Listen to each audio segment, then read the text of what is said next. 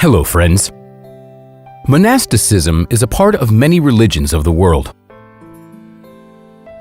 Believers who want to devote themselves completely to spiritual work, renounce worldly pursuits, and go to live in a monastery. Such a way of life implies the rejection of all pleasures and temptations that can be a distraction from the righteous deeds. However, despite their devotion to religion, people who have taken the vow of monasticism still remain human beings. Therefore, nothing human is alien to them. So how do they deal with the natural attraction to the opposite sex? The phenomenon of monasticism appeared for many reasons, which can be very different depending on religious beliefs and the origin of the religion itself. However, the concept of monasticism in its most general, broadest sense originated among the Buddhists.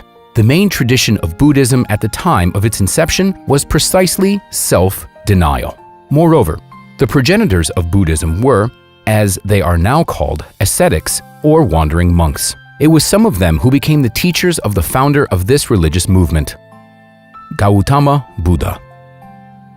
The monks settled near villages, and the locals provided them with clothes and food. In exchange for their generosity, the ascetics helped the villagers get on the path of the Dharma. In the 4th and 5th centuries BC, some of the monks became followers of the Buddha, which is what laid the foundation for the order of monks. However, Buddhist monks cannot be called hermits, completely isolated from the outside world.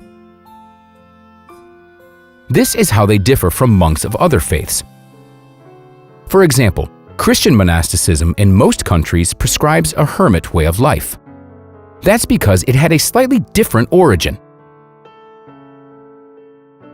Christian monasticism is believed to have appeared in the 3rd and 4th centuries. However, by that time, the first Christian monks had already existed in Egypt and Syria. Therefore, many historians believe that monasticism originated in the East. From there, it spread to the West. Thus, the first monk is considered to have been the Egyptian Anthony the Great, also known as Saint Anthony. He lived in isolation and eventually moved to the desert. Thus, he was dubbed a hermit, living in conditions of constant struggle for survival. Because of the lack of food and shelter, he fought with many temptations and hardships. Later, many other hermits joined him, adopting a similar lifestyle. However, he left them too, wanting to avoid the temptation of being revered. Other monks lived in caves, tombs, and abandoned buildings. There were more and more hermits over time as monasticism gained popularity among Christians. Eventually, this led to the fact that in the year 323, the first monastery was erected in Egypt, where 40 male monks came to live. It was founded by the Roman soldier Pachomius. Later, monasticism was adapted by the Byzantine Church and started spreading more to the West. It is worth noting that the term monk takes its origin from the Greek word that means single or solitary. Therefore, Christians who have taken the vow of monasticism are obliged to live in hermitage, isolated from the laity. So, what do these people do to overcome natural human desires? In general, the ways of overcoming their desires in men and women aren't actually different. If we were to talk specifically about the nuns, there were no concessions made for them during the Middle Ages, and thus, if it turned out that one of them had lacked faith, the mentors assigned her to the dirtiest and hardest work in the order to eradicate any inappropriate thoughts. The nuns had to clean the premises where their sister nuns lived, do the cooking, and take care of the cattle. Fatigue was distracting and prevented them from concentrating on inappropriate desires.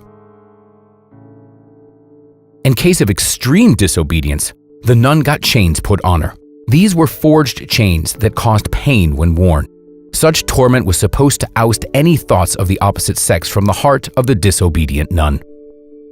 Some monks even resorted to self-torture, at a time when their desires were the strongest. They punished themselves with a whip, since such thoughts were equated with temptations from the evil one.